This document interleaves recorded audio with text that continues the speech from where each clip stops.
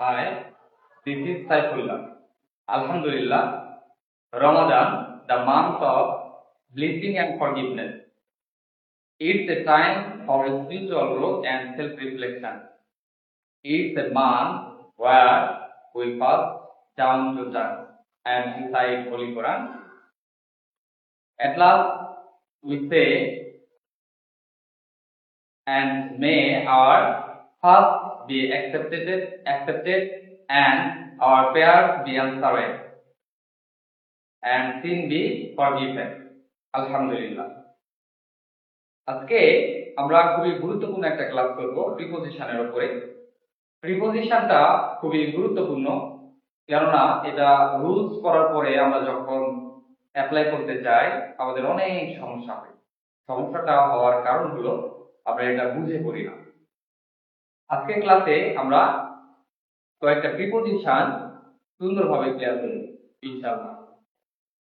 প্রথমে আমরা কয়েকটা প্রিপোজিশন নিয়েছি।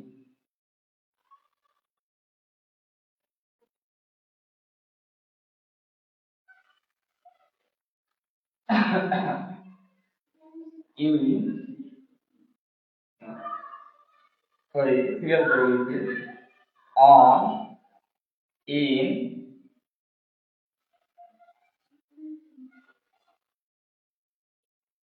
above, in, into, beside, under, behind, and at last in front of। এখানে দেখো বোর্ডের মধ্যে আমি 8টা প্রিপোজিশন লিখছি। এই 8টা প্রিপোজিশন আমরা খুব সুন্দর একটা ট্রিক ব্যবহার করে এটা আমরা মনে রাখতে পারবো। আবার ট্রিকটা হলো, যদি আমি একটা গ্লাস এবং একটা মার্কার কল্পনা করি, তাহলে আমাদেরকে কি করতে হবে, যে এই যে 8টা প্রিপোজিশন, এই 8টা প্রিপোজিশন আমরা খুব সুন্দরভাবে কমপ্লিট করতে পারবো। প্রথমে এখানে দেখো বোর্ডের মধ্যে আমি প্রথম প্রিপোজিশন লিখতে হচ্ছে ওয়ান। অন মানে কি? অন মানে উপরে। অন মানে উপরে। অ্যাবভ মানে কি? অ্যাবভ মানে উপরে। এখন আমার প্রশ্ন হলো, তুমি কোন জায়গায় অন ব্যবহার করবা আর কোন জায়গায় অ্যাবভ ব্যবহার করবা? এটা বোঝার জন্য বুঝতে হবে যে কখন আমরা অন ব্যবহার করব। আমরা অন তখনই ব্যবহার করতে পারবো যখন কোনো কিছুর উপরে কোনো কিছু স্পর্শ করে থাকবে। যেমন আমি যদি বলি যে এই যে একটা মার্কার, এই মার্কারটা একটা গ্লাসের উপরে আছে। কিভাবে আছে? এটা গ্লাসটাকে স্পর্শ করে আছে। আমি যদি এইভাবে বলি যে the marker is, তাহলে কি হবে বলতো? on the table, the marker is on the table, বা the marker is on the glass, the marker is on the bench, এটা আমি বলতে পারি।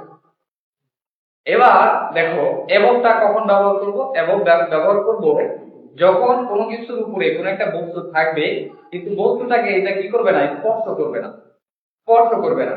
যেমন এই মার্কারটা এই যে গ্লাসের উপরে আছে, এটা স্পর্শ করে নাই, দেখো কিন্তু উপরে আছে। অন মানে কি? উপরে। এটা উপরে আছে কিন্তু গ্লাসটাকে স্পর্শ করে নাই। যদি এই অবস্থাতে থাকে বা এমন কোনো সিচুয়েশন হয় বা এমন কোনো কিছু প্রশ্ন দ্বারা বোঝায় যে কোনো বস্তু কোনো কিছুর উপরে আছে কিন্তু এটাকে স্পর্শ করে নাই, সেক্ষেত্রে আমরা কি ব্যবহার করবো বলতো? সেক্ষেত্রে আমরা ব্যবহার করব অ্যাবভ ব্যবহার করব। কি বলবো? যে the marker is above the glass, the marker is above the glass। আশা করি এটা বুঝতে পারছো। এরপরে দেখো এখানে আছে ইন। ইন মানে কি? ইন মানে মধ্যে। ইন মানে মধ্যে বা ভিতরে। ইনটু মানে কি? ইনটু মানে কি? মধ্যে বা ভিতরে। এখন আবার প্রশ্ন আগের মতো, যে এই দুইটার অর্থ যেহেতু সেম, তাহলে এটা তুমি কোন কোন জায়গায় ব্যবহার করবা? কখন ইন ব্যবহার করবা আর কখন হচ্ছে কি ইনটু ব্যবহার করবে? এটা বোঝার জন্য দেখো সহজ একটা বুদ্ধি আমি তোমাদের আগেই বলছি, যে আমি সুন্দর একটা ট্রিক ব্যবহার করে এই 8টা প্রিপজিশন আমি বলে দিতে পারবো। প্রথমে দেখো ইন, যদি ইন মানে হচ্ছে মধ্যে বা ভিতরে, যদি এই মার্কারটা বা কোনো কিছু যদি কোনো কিছুর ভিতরে আগে থেকে অবস্থান করে বা মধ্যে আগে থেকে অবস্থান করে, সেক্ষেত্রে আমরা ব্যবহার করবো কি বলতো, সেক্ষেত্রে ব্যবহার করবো ইন। তাহলে এখন আমি বলতে পারি যে এটা যেহেতু আগে থেকে এই গ্লাসের মধ্যে আছে, মার্কারটা আছে, তাহলে আমি বলতে পারি যে the marker is in the glass, the marker is in the glass. আবার যদি কোনো একটা বিষয় এরকম হয় যে বাইরে থেকে ভিতরে প্রবেশ করলো, বাইরে থেকে ভিতরে প্রবেশ করলো, যদি আমি এটা এভাবে দেখাই যে এই যে মার্কারটা বাইরে থেকে ভিতরে প্রবেশ করলো, তাহলে সেক্ষেত্রে কি হবে? সেক্ষেত্রে কি আমরা ইন ব্যবহার করব? না, কখনো ইন ব্যবহার করব না। সেক্ষেত্রে আমরা কি ব্যবহার করব? সেক্ষেত্রে ব্যবহার করব যে the marker is into the glass, the marker is into the glass. আশা করি বিষয়টা বুঝতে পারছো। এরপরে দেখো এখানে আমি লিখছি বিসাইড। বিসাইড মানে কি? বিসাইড মানে হচ্ছে পাশে, অর্থাৎ কোনো কিছুর পাশে বোঝাবে, কোনো কিছুর পাশে বোঝাবে। তাহলে বিষয়টা কেমন হবে? আমি যদি এই গ্লাস দিয়ে চিন্তা করি যে এটা যদি আমি এই পাশে রাখি, তাহলে এটা কোথায় আছে? পাশে আছে। তাহলে এটা যদি এভাবে থাকে, তাহলে আমি বলতে পারবো যে the marker is beside the glass, the marker is beside the glass. এই পাশে যদি রাখি, তাহলে এটাও কি হবে? পাশে। The marker is beside the glass. আশা করি বিসাইড বুঝতে পারবো। এরপরে দেখো আছে আন্ডার। আন্ডার মানে কি? আন্ডার মানে হচ্ছে নিচে, অর্থাৎ কোনো কিছুর নিচে অবস্থান করা বোঝাবে। এখন আমি যদি বলি, তোমাদেরকে বিষয়টা বলি যে এই মার্কারটা এই গ্লাসের কোথায় আছে? নিচে আছে, গ্লাসের নিচে আছে। তাহলে সেক্ষেত্রে আমি কি বলতে পারি যে the marker is under the glass, the marker is under the glass. যে কোনো বস্তু বা কোনো কিছুর নিচে যদি কোনো কিছু বোঝায়, আর এমন সেন্টেন্সের যদি শূন্য স্থানে যদি প্রিপজিশন তোমাকে লিখতে বলে, তাহলে সেক্ষেত্রে তুমি কি ব্যবহার করবা বলতো? সেক্ষেত্রে তুমি ব্যবহার করবা আন্ডার। বুঝতে পারছো? আশা করি বুঝতে পারছো। এরপরে দেখো বিহাইন্ড। বিহাইন্ড মানে কি? বিহাইন্ড মানে হচ্ছে পিছনে।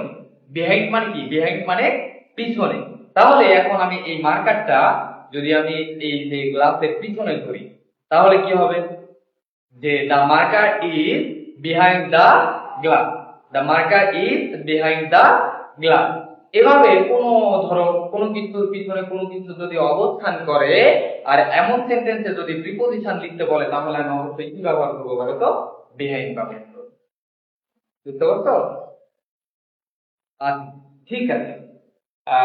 এরপরে দেখো কি আছে, আছে হচ্ছে ইনফ্রন্ট অফ। ইনফ্রন্ট অফ মানে কি? ইনফ্রন্ট অফ মানে সামনে, ইনফ্রন্ট অফ মানে কি? সামনে। তাহলে এখন দেখো সেই আগের মতোই আমি একটা গ্লাস দিয়ে এটা সুন্দরভাবে এটা কি করবো বলতো? সুন্দরভাবে এটা আমরা ক্লিয়ার করবো।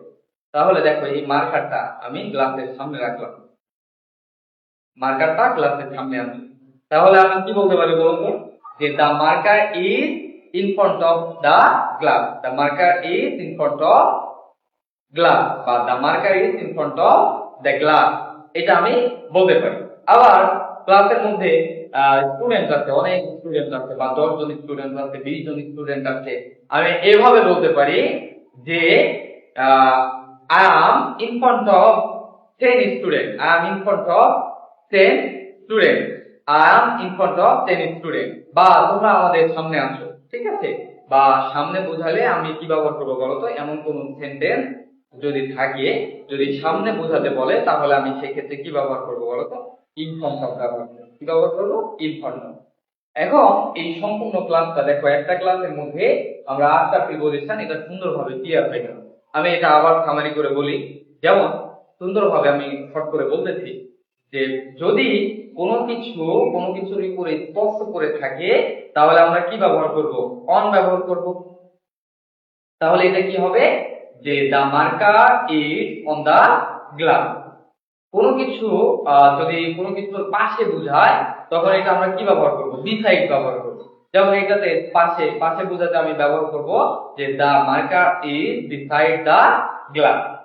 আবার যদি কোনো কিছুর উপরে স্পর্শ না করে উপরে অবস্থান করে, তাহলে আমরা কি ব্যবহার করব? অ্যাবভ ব্যবহার করব। The marker is above the glass. আবার কোনো কিছু যদি কোনো কিছুর পিছনে বোঝায়, কোনো কিছুর পিছনে বোঝায়, তাহলে এটা আমরা কি ব্যবহার করব বলতো? আমরা বিহাইন্ড ব্যবহার করব। যেমন এটা আমি বলতে পারি যে the marker is behind of the glass. The marker is behind of the glass. আবার এটা আমি কি বলতে পারি? যদি এটা সামনে থাকে তাহলে আমরা কি ব্যবহার করব? In front of. সামনে বোঝাতে কি ব্যবহার করব? In front of.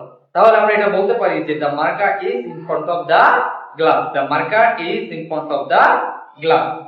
At last দেখো, সর্বশেষে আমাদের একটা বাদ আছে যেটা হচ্ছে আন্ডার। আন্ডার মানে হচ্ছে নিচে। কোনো কিছুর নিচে যদি এটা বুঝায় তাহলে আমরা ব্যবহার করব কি? আন্ডার। আমরা বলতে পারি যে the marker is under the glass. আশা করি ক্লাসটা বুঝতে পারছো। ওকে, এই পর্যন্ত দেখা হবে ক্লাসে।